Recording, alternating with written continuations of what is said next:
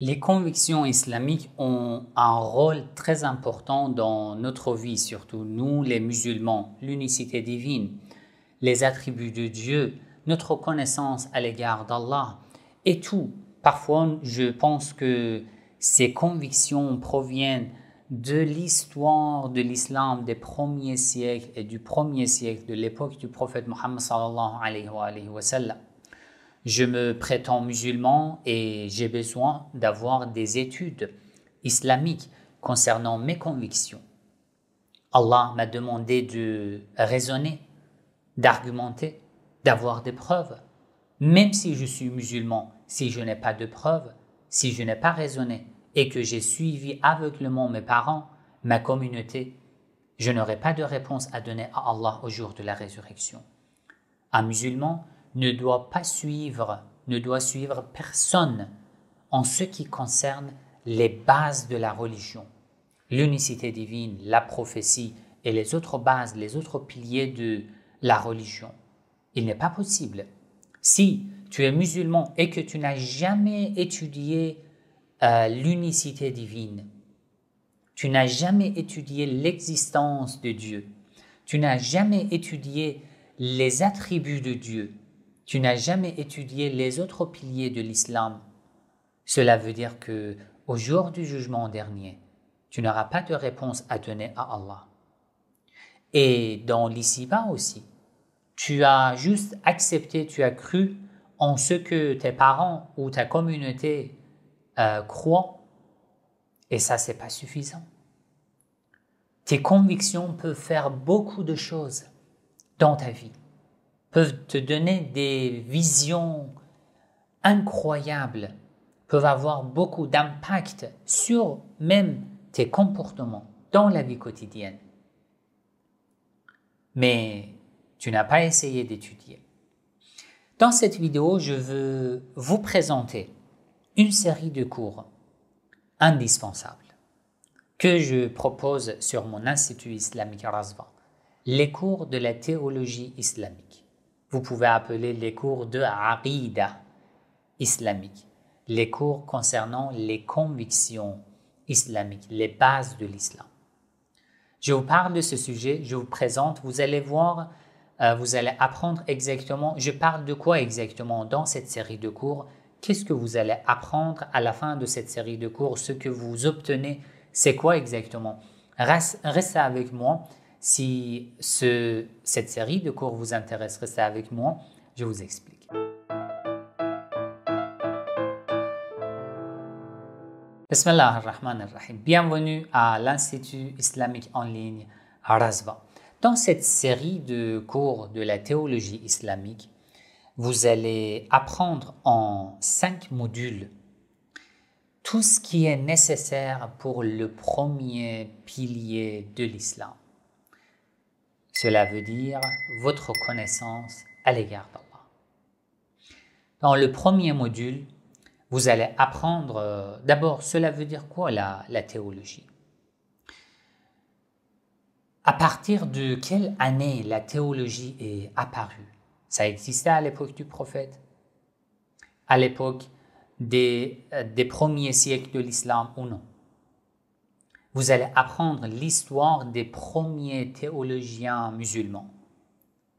Je vous explique, je vous présente les sources les plus anciennes de la théologie islamique.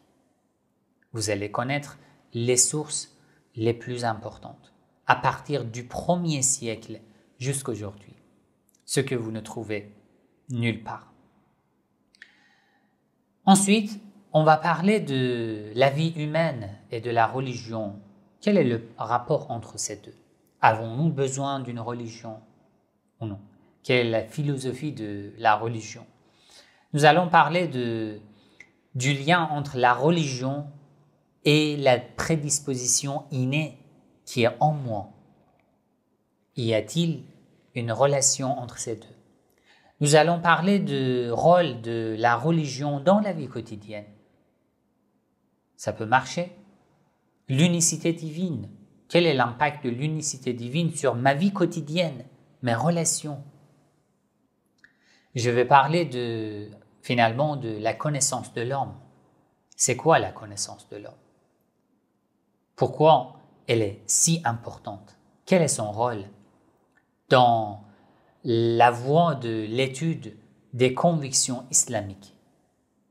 Où se trouve la connaissance de l'homme? À quoi ça sert? Dans le module 2, je vais vous parler des preuves qui prouvent l'existence de Dieu. Au début de ce module, j'ai dit à tous les étudiants, aujourd'hui, vous êtes athées. Vous ne croyez à rien. Vous ne croyez à aucun Dieu. Vous avez tout détruit. Vous devez commencer à tout reconstruire si vous êtes convaincus. Nous essayons de parler de la connaissance d'Allah. Au début, je vous explique. La connaissance d'Allah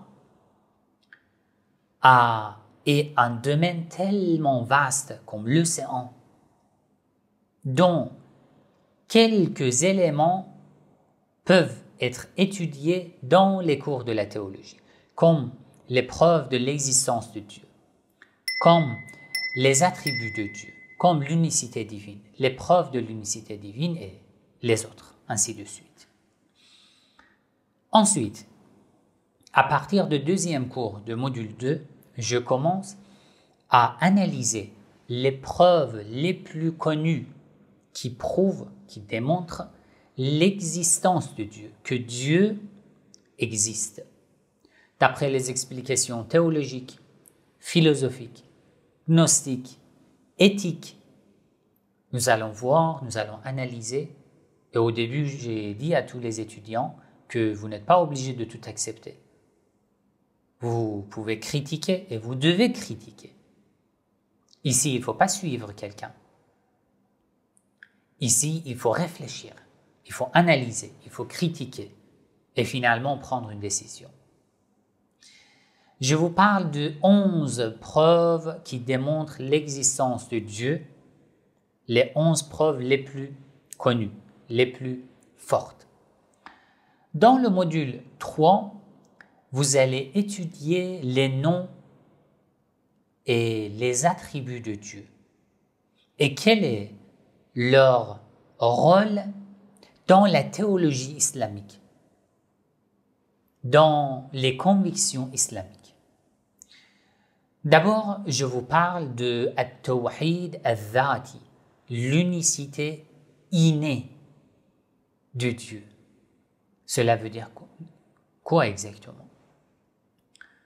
At-Tawhid al-Wahidi, At-Tawhid al-Ahadi. At-Tawhid al-Wahidi, Allah est un. Il n'y a pas plusieurs dieux. Pourquoi? At-Tawhid al-Ahadi, l'être, l'existence de Dieu n'est pas combiné, n'est pas composé de plusieurs éléments. Il est ahad. Il n'est pas composé. Pourquoi? Quelles sont les preuves? Je vais parler de At-Tawhid al-Sifati, l'unicité des attributs de Dieu. Cela veut dire quoi exactement?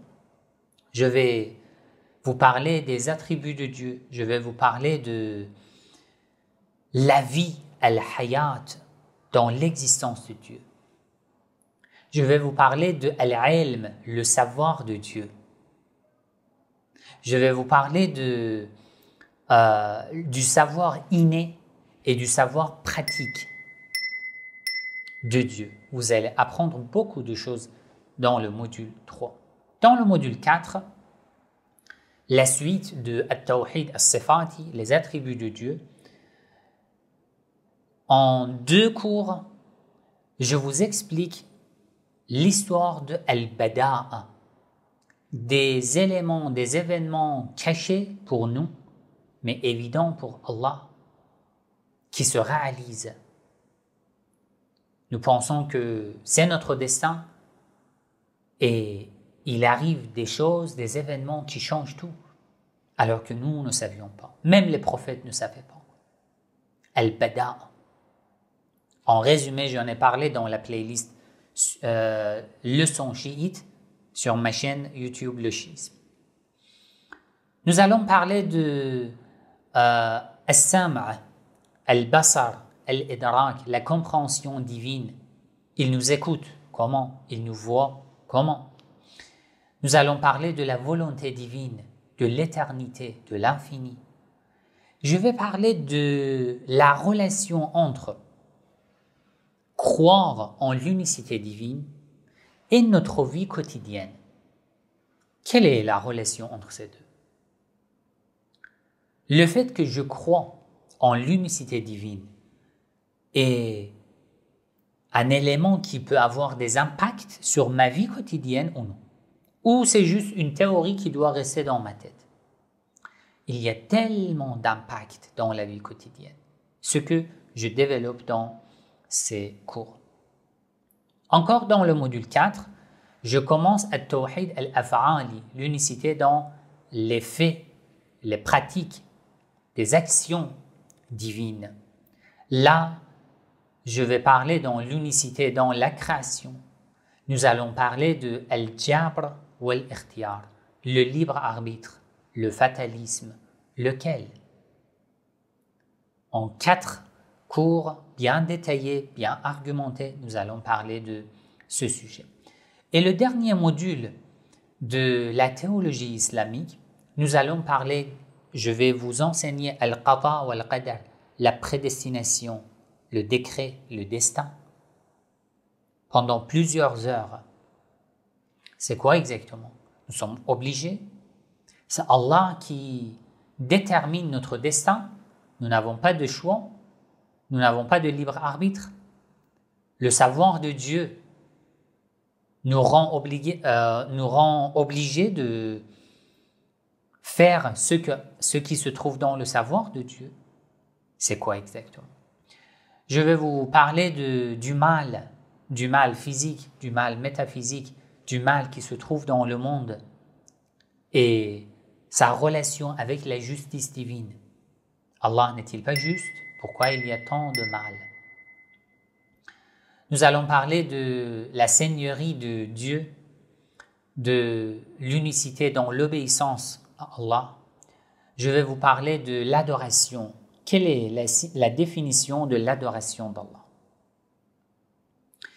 Je vais vous parler de l'intercession, de tawassul, de al-istiratha. Est-ce que ce genre de pratiques sont considérées comme des actes de polythéisme ou non? Je vais vous parler de la vision de Dieu. Est-ce que c'est possible ou non? Il y a énormément de sujets que vous allez apprendre dans ces 5 modules de la théologie islamique. Si ce genre de contenu vous intéresse, il vous suffit de vous inscrire et de commencer dès aujourd'hui. Vous pouvez vous inscrire module par module et comme ça vous continuez déjà, vous suivez les cours à votre rythme. Vous payez une seule fois. Tant que vous avez votre compte, vous avez accès à toutes les ressources, les vidéos, le PDF. Vous avez la possibilité de poser vos questions sur le site. Moi, je vous réponds. Toutes les ressources sont sans limite. Vous pouvez suivre à votre rythme. Vous n'êtes pas obligé d'être en live lors des cours. Tous les cours seront enregistrés et seront disponibles à tout moment. Vous n'aurez aucun problème. C'est ce que vous allez apprendre en 5 modules des cours de la théologie islamique, Inch'Allah. Si vous avez des questions par rapport au cours de la théologie de Aqida islamique, n'hésitez pas à écrire dans les commentaires. Je vais lire tous vos commentaires, je vais vous répondre. Et si vous avez encore des questions concernant les autres cours de l'Institut islamique Razvan, concernant les autres services que je propose sur l'Institut islamique, vous pouvez nous contacter sur l'Institut, soit par mail, soit sur WhatsApp. Il vous suffit d'ouvrir le site razva, razva.com, ensuite edu. Vous rajoutez edu. Vous pouvez tout simplement chercher sur Google Institut islamique Razva, R-A-Z-V-A. Vous allez voir le site et vous pouvez découvrir tous nos cours. Assalamu alaikum wa rahmatullahi wa barakatuh.